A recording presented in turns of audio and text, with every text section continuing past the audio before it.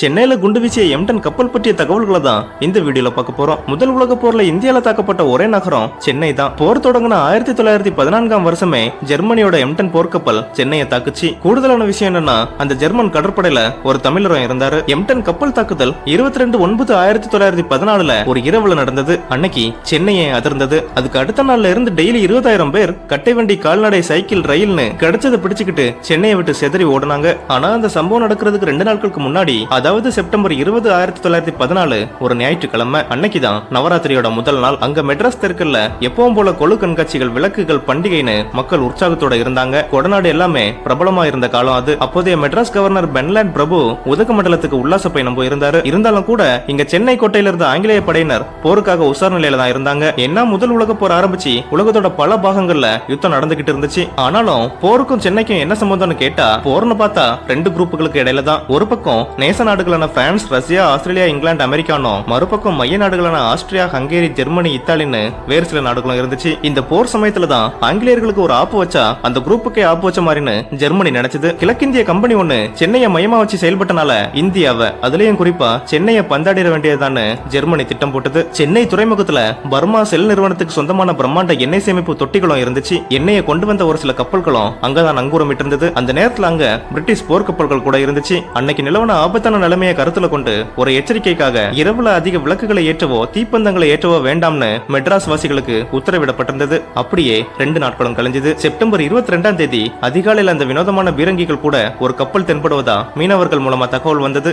ஆனா கொஞ்ச நேரத்திலேயே ஆங்கிலேய படைகளுக்கு சென்னையை நெருங்குறது எம்டன் கப்பல் தான் ஊர்ஜிதமாகுது. சென்னையில ஆங்கிலேயர்கள் உறைஞ்சி போனாங்க. ஏன்னா எம்டன் கப்பலோட வரலாறு அப்படி. அந்த காலத்துல எதிரில கண்ட கப்பல்களையும் துறைமுகங்களையும் சிதறடிக்கிற எம்டனோட புகழ் உலகெல்லாம் பரவி இருந்தது. இந்த கப்பலை விட அதோட கேப்டன் வான் முல்லர் தலைமையிலான அந்த எலைட் போர்படை உலக பிரசித்தம் பெற்றது. 22/9/1914 மத்தியான துறைமுகத்தில் இருந்து 9,000 அடி தொலைவுல கப்பல் நிலைநிறுத்தப்பட்டது. அன்னைக்கு ராத்திரியே தாக்குதல் இருக்கணும் ஆங்கிலேயர்கள் கணக்கு போட்டு வச்சிருந்தாங்க. அதனால சாயங்காலத்துல இருந்தே அந்த நகரையை இருள மூழ்க செஞ்சாங்க.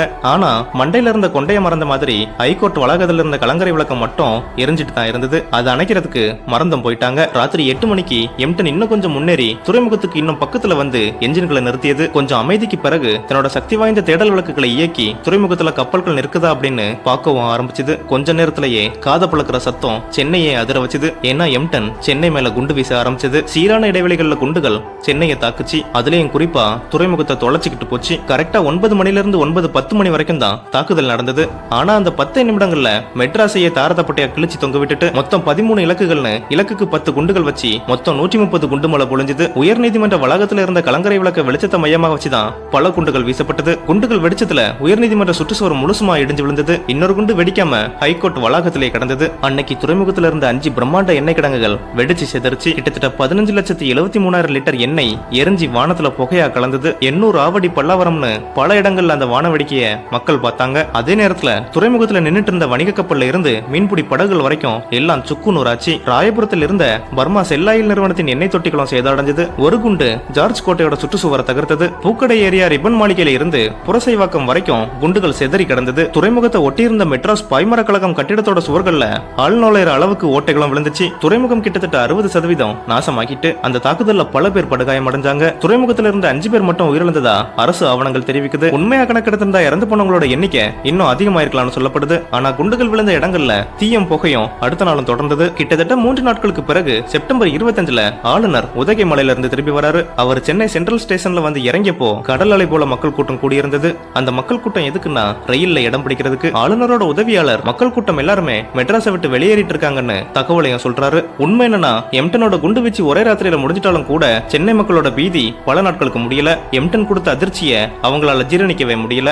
எந்த நேரத்திலயும் எம்டன் மீண்டும் வந்து தாக்கலான்னு பயத்தோடு தான் இருந்தாங்க. சென்னையில இருந்த பூர்வீக குடிகள் பலரும் பக்கத்து மாவட்டங்களுக்கு புலம்பெயர்ந்துட்டாங்க. போனவர்கள்ல பல பேர் ஊர் திரும்பவே இல்ல. சென்னையோட ரியல் எஸ்டேட்டும் பல மடங்கு சரிஞ்சது. எம்டனோட எஃபெக்டால திருவள்ளூர், செங்கல்பட்டு, காஞ்சிபுரம், வேலூர், விழுப்புரம் போன்ற சிற்றூர்கள் பின் நாட்கள்ல பிளாட்டுகள் போடப்பட்ட நகரங்களா வளர்ந்தது. இந்த உலக மொத்தத்தில் இருக்கிற கடற்படை விமான நிலையங்கள்ல மிக நீளமான ஓடுபாதைகள்ல ஒண்ணு அரக்கோணம் அப்படிங்கிற சின்ன நகரத்துல தான் இயங்குது. இதுக்கு முக்கியமான காரணம் எம்டன். முதல் உலக போர் முடிகிற வரைக்கும், அதாவது 1918 வரைக்கும் சென்னை வெறிச்சோடி தான் இருந்தது. அந்த சம்பவத்துக்கு பிறகு எம்டன் ஆழ்கடலுக்கு போயாச்சு. ஆங்கில கடற்படை பின்தொடர்ந்தும் கூட எம்டன் கப்பலை ஒண்ணுமே செய்ய முடியல. அதே மாதிரி இந்த எம்டன் கப்பல் போன இடமெல்லாம் அதிகமான சேதத்தை தான் ஏற்படுத்தியது. இறுதியா 9/11/1914 அன்னைக்கு சிட்னி துறைமுகத்துக்கு பக்கத்துல சுடப்பட்டு எம்டன் கப்பல் கடல்ல மூழ்கடிக்கப்பட்டது. இங்க சென்னையில ஹைகோர்ட் கலங்கரை விளக்கு அணைச்சிட்டு மெரினால புதுசா கட்டிட்டாங்க. எம்டன் வீசிய 130 குண்டுகள்ல வெடிக்காம கிடந்த ஒரு குண்டு எழும்பூர் அருங்காட்சியகத்துல காட்சிக்காக இன்னைக்கும் வைக்கப்பட்டிருக்கு. குண்டு வீசப்பட்ட ஹைகோர்ட் வளாகத்துல நினைவு கல்வெட்டு அமைக்கப்பட்டிருக்கு.